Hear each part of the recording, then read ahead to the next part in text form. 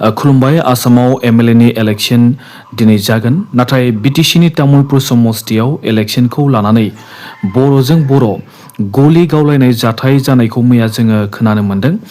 Tamulpur समस्तियाव BJP पार्टीनि MCLA बिजित गोरा नार्जारी आरो बिश्वजित दैमारी बिथांमोननि पार्टीया इउपिपिएल पार्टीनि मानसिफोरखौ गलि गावदों होननानै इउपिपिएल पार्टीनि मानसिफोरा सन्देह खालामदों। जायनि जाहोनाव इउपिपिएलनि सानै लिडारफोरा जखम जानो गोनां जादों। बे जाथाया सोनाब कुमारिकाटा प्राइमारियाव जादों आरो कुमारिकाटा प्राइमारिनि आफादगिरि धरनीधर बर' आरो राजु बसुमतारी बिथांमोना बिजेपिनि गाग्लोबनायाव जखम जानो गोनां जादों। बिथांमोनखौ हस्पिटालाव ट्रिटमेन्ट खालामगासिनो दङ होननानै जोङो मिथिनो मोन्दों। इउपिपिएलनि केन्डिडेट प्रमद बर' बिथाङा हस्पिटालाव नायहैदों आरो बिथांमोननि फारसे एक्शन लानाय जागोन होननानैबो जोङो मिथिनो मोन्दों। तामुलपुर समस्तियाव इउपिपिएलनि जानानै प्रमद बर' बिथाङा इलेक्शन गेलेदों आरो बिजेपिनि जानानै बिश्वजित दैमारी बिथाङा प्रमद बर'नि एगेन्स्ट इलेक्शन गेलेदों।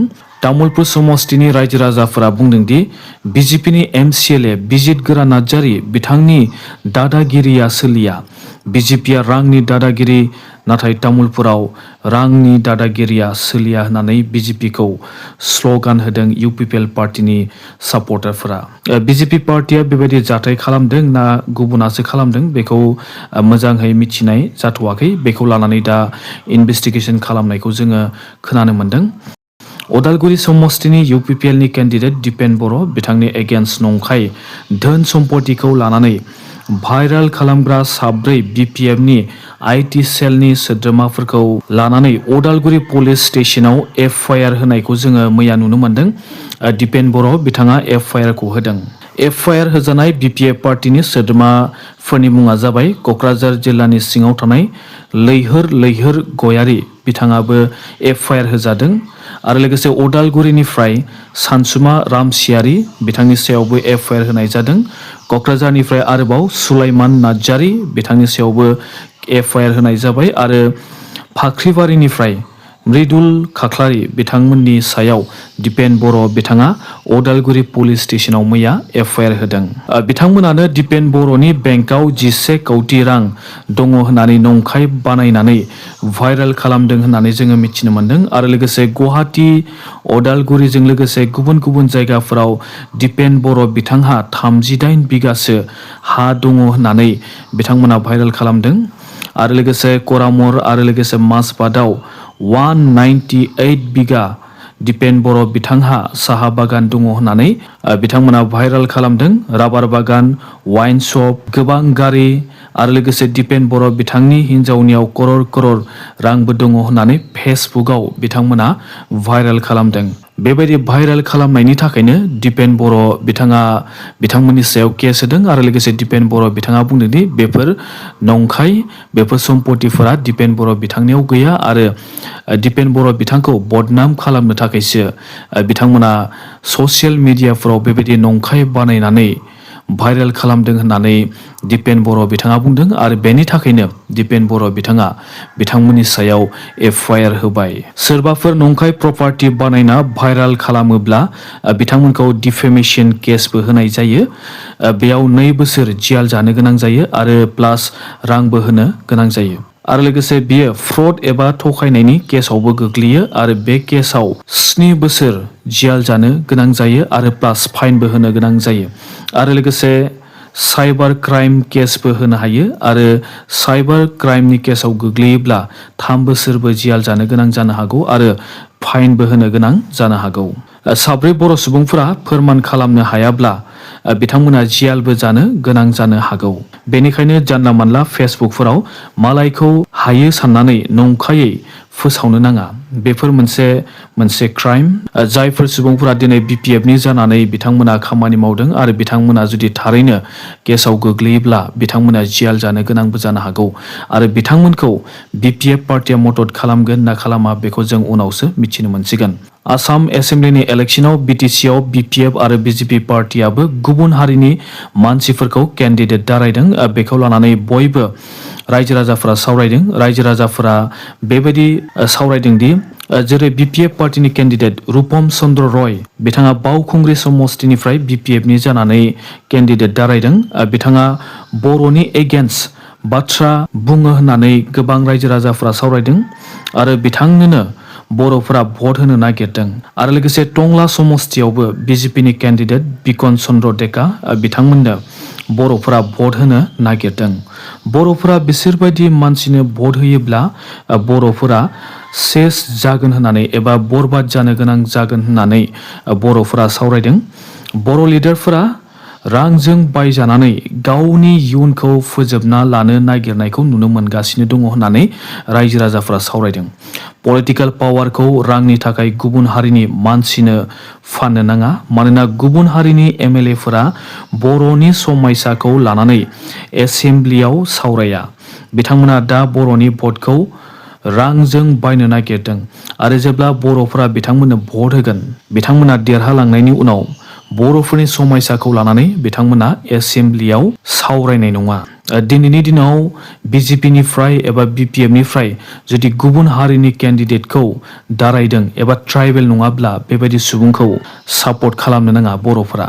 BJP आरो BPFनि गुबुन हारिनि केन्डिडेटनो भट होनाया मोजां जानाय नङा। दिनै बर'फोरा सानै हयै भटखौ होनांगोन। BPFनियानो जा एबा BJPनियानो जा गुबुन हारिनि MLAफोरा बर'नि समयसानि थाखाय आसाम एसेम्ब्लियाव सावराया आरो बर'नि दाबिखौ बिसोरो सापर्ट खालामा। नोंथांमोना रां मोनदोंब्लाबो भटखौ बर' ट्राइबेलनोसो भटखौ होनो नांगोन, मानोना बे इलेक्शना बर'फोरनि समयसाखौ इमप्रुभमेन्ट खालामनो हागोन जुदि बर' केन्डिडेट एबा ट्राइबेल सुबुंफोरनो भट होयोब्ला आरो गुबुन हारिनि केन्डिडेटआ देरहालाङोब्ला बर'फोरनि समयसाखौ बिथांमोना एसेम्ब्लियाव सावरायथारनाय नङा होननानै जोङो मिथिनो मोन्दों। इलेक्शन सफैनाय लोगो लोगोनो जरहाटआव मैया कंग्रेसनि लिडारखौ बुथारना गारना दोनदों होननानै जोङो मिथिनो मोन्दों। बिथांनि मुङा जाबाय आमिर आलिमोन।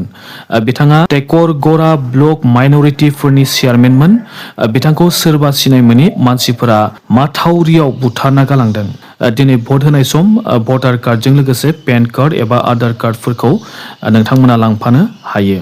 आसामाव गासै 126टा जोननि थाखाय इलेक्शन जादों, नाथाय गासै 722 जन केन्डिडेटफोरा इलेक्शन दारायदों।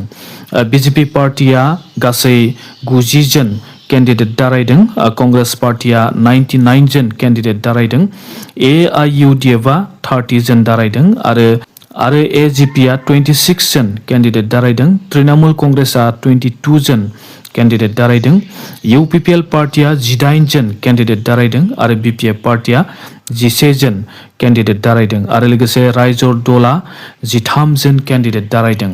इन्डिपेन्डेन्ट जानानै 395 जन केन्डिडेटफोरा इलेक्शन दारायदों। केन्डिडेटफोरनि मादाव 285 जना कर'रपतिखा। जोंनि आसामाव जायफोरा इलेक्शन दारायदों बिथांमोननि मादावनो धोनिसिन केन्डिडेटनि मुङा जाबाय राहुल रय। बिथांहा 261 कौटि रांनि सम्पति दङ। बिथाङा कंग्रेसनि जानानै हाइलाकान्दि समष्टियाव इलेक्शन गेलेदों आरो नैथि धोनि केन्डिडेटनि मुङा जाबाय बाज्रुद्दिन आजमल। बिथाङा AIUDF पार्टिनि आरो बिथाङा बिनाकान्दि समष्टिनिफ्राय इलेक्शन दारायदों। बाज्रुद्दिन आजमल बिथांहा 226 कौटिनिबो बारा सम्पति दङ आरो लोगोसे आसामनि केन्डिडेटफोरनि मादाव धोनिसिन केन्डिडेट हिसाबै ब्रैथि नाम्बाराव दङ हाग्रामा महिलारिनि हिन्जाव सेउलि महिलारि। बिथाङा BPF पार्टिनि जानानै क'क्राझार समष्टियाव इलेक्शन गेलेदों। हाग्रामानि हिन्जाव सेउलि महिलारि बिथांहा 63 कौटिनिबो बारा सम्पतिफोर दङ आरो लोगोसे BTCनि केन्डिडेटफोरनि मादाव सेउलि महिलारि बिथाङानो धोनिसिन केन्डिडेट हिसाबै BTCआव सेथि नाम्बाराव दङ।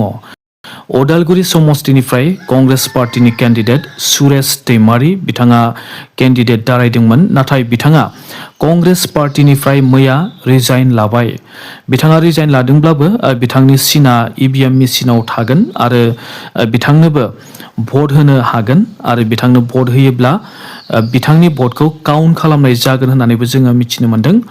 बिथाङा मैया रिजाइन होबाय मानोना बिथाङा बुंदों दि कंग्रेसनि रावबो लिडारफोरा बिथांनि जानानै इलेक्शन केम्पेइन खालामाखै आरो लोगोसे बिथांखौ खौरांबो लायाखै होननानै बिथाङा बुंदों आरो लोगोसे कंग्रेस पार्टीनि लिडारफोरा बिथांनि थाखाय रांबो मदद खालामाखै होननानै जोङो मिथिनो मोन्दों। बेनिखायनो बिथाङा मैया रिजाइन लाबाय। बिथाङा गावनि सम्पथिखौ इलेक्शन एफिडेभिटआव 30 लाख प्लास दिन्थिदों। जोङो मिथिनो मोननाय बायदिब्ला बिथांनि बेंक एकाउन्टआव 20,000ल' रां दङ। बिथाङा 73 बोसोर बैसो जाबाय। बिथाङा अदालगुरि जिल्लानि सिङाव थानाय आम्बागाव सुमापारा गामिनि। दिनै 126टा सिटनि थाखाय आसामनि गासिबो जायगायाव दिनै भट जागोन आरो रिजाल्टखौ 4 मे खालार मोनगोन होननानै जोङो मिथिनो मोन्दों। माने रिजाल्टखौ थाबैनो होनाय जानाय नङा। स' नोंथांमोना भिडिअखौ मोजां मोनबायब्ला मोनसे लाइक खालाम, शेयार खालाम आरो लोगोसे चेनेलाव गोदानबा चेनेलखौ साबस्क्राइब खालामनानै लानो दाबाव। दासिमनि रादाबा एसेनोसै। Thank you.